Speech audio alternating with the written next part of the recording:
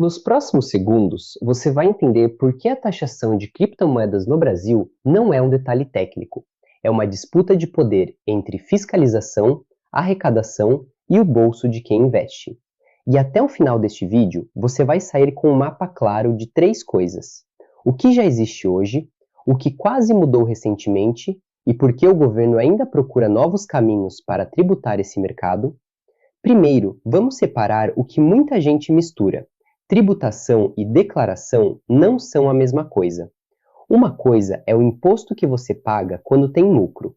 Outra é a obrigação de informar movimentações, mesmo quando não há imposto no mês. No Brasil, a Receita Federal já tem, há anos, uma estrutura para acompanhar cripto. Existe uma regra específica para a prestação de informações de operações com criptoativos, que obriga reportes mensais em determinadas situações. E isso cria rastreabilidade, não necessariamente perfeita, mas cada vez mais eficiente. No lado do imposto, a lógica tradicional para a pessoa física sempre girou em torno de ganho de capital. Você vende com lucro e, dependendo do volume e do tipo de operação, pode haver imposto a recolher. Um ponto muito citado é a referência de isenção quando o total de vendas no mês não ultrapassa determinado valor, e isso foi reconhecido em entendimento formal da Receita. Só que o cenário ficou mais complexo nos últimos 2 anos por causa de dois movimentos paralelos. O Brasil aprovou uma lei que reorganiza a tributação de investimentos no exterior e trata criptoativos no exterior como aplicações financeiras para residentes fiscais brasileiros. 2. Houve uma tentativa de reformar a tributação de investimentos e ativos virtuais no país por medida provisória, mas ela acabou perdendo validade no Congresso. E agora, em 2026, surge um terceiro movimento que está no radar: a discussão de um IOF sobre compra de criptoativos, que mudaria a história, porque não seria imposto sobre lucro, seria imposto na entrada, na compra. No próximo bloco, a gente entra no como funciona hoje na prática, com exemplos simples e sem juridiquês. Vamos ao que interessa. Como o Brasil trata cripto hoje, no dia a dia do investidor? A estrutura mais conhecida para a pessoa física é: se você vende cripto com lucro, isso pode ser enquadrado como ganho de capital. E existe um entendimento formal de que há isenção quando o total das alienações no mês fica até um certo limite. Aquele número muito citado de R$ 35 mil no conjunto de vendas mensais. Isso não é boato de internet, é base que aparece nas interpretações vinculadas da Receita. Mas atenção para o erro mais comum. Muita gente acha que não paguei imposto, então não preciso declarar. Não é assim. A declaração anual do imposto de renda pode exigir informar bens e direitos, movimentações, custos de aquisição e posição. E isso é separado do imposto mensal sobre lucro. Segundo ponto: exchanges no Brasil e no exterior. Quando você opera via exchange brasileira, em geral o rastreio é mais direto. Há estruturas de reporte e ao longo do tempo esse monitoramento tende a ficar mais robusto. Quando envolve exchange no exterior, a conversa muda, porque entra o tema aplicações financeiras no exterior, e com isso regras específicas aprovadas na lei das offshores. E aqui está uma virada silenciosa. A lei que reorganizou a tributação do exterior incluiu criptoativos como parte desse universo de aplicações fora do país. Na prática, isso significa que o local de custódia e a natureza da operação podem alterar o enquadramento, a forma de apuração e a obrigação de declarar. Terceiro ponto: prazos e recolhimento. Mesmo quando existe imposto devido em ganho de capital, ele costuma ter prazo de pagamento no mês seguinte ao da operação. Quem ignora isso e deixa para resolver depois, pode acumular multa e juros, e às vezes só descobre quando já está caro. Agora, a grande questão: se o sistema já existe, por que o tema taxação virou manchete de novo? Porque o governo tentou mexer no regime e não conseguiu, e ao mesmo tempo discute caminhos alternativos, como IOF, que mudariam totalmente o jogo. No próximo bloco, a gente reconstrói essa linha do tempo.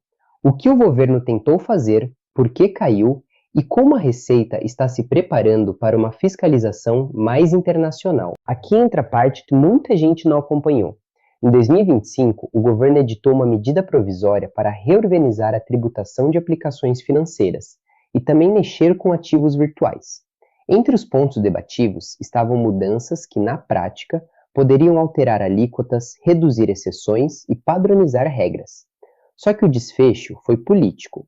A medida acabou retirada de pauta e perdeu validade no Congresso. Resultado: aquilo que estava previsto na MP não virou regra permanente. Por que isso é importante? Porque revela duas coisas ao mesmo tempo. Primeiro, existe vontade do executivo de ampliar a base de arrecadação em investimentos modernos, incluindo cripto.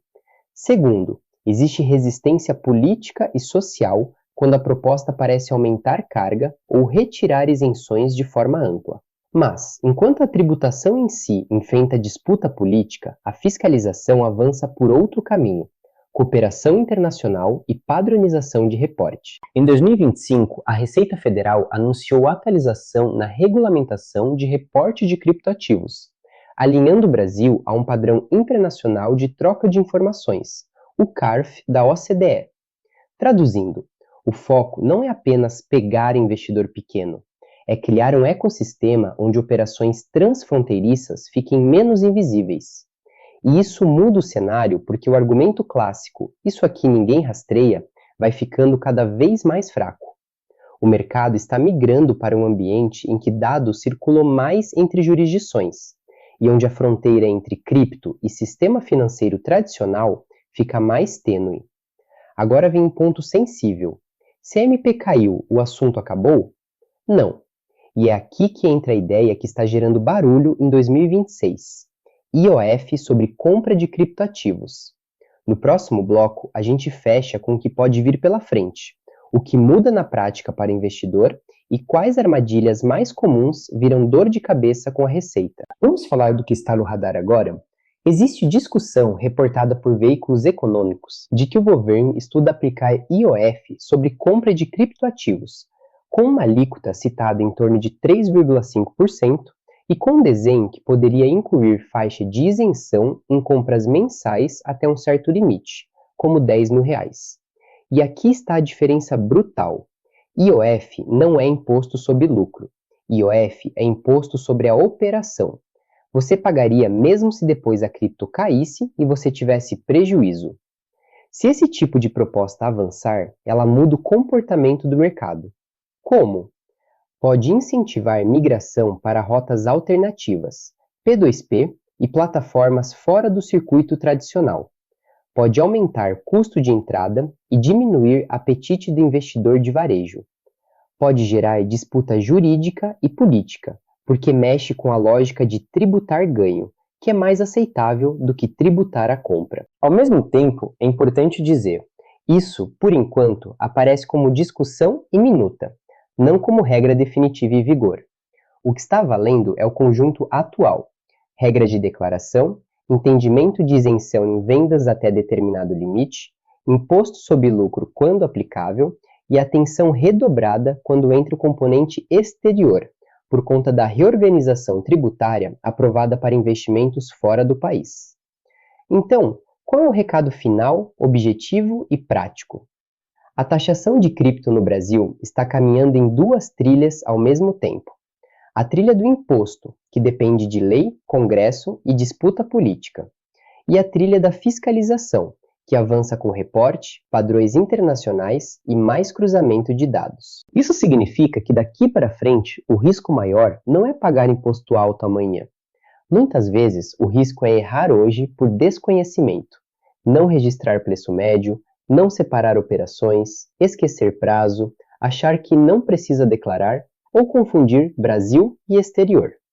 E se você quer continuar acompanhando com clareza e sem ruído o que realmente muda na legislação e o que é só barulho de rede social, inscreva-se no canal, porque quando surgirem novidades concretas sobre IOF, Imposto sobre Lucro ou novas exigências de reporte, a gente vai destrinchar ponto a ponto, com precisão e linguagem direta, para você não ser pego de surpresa.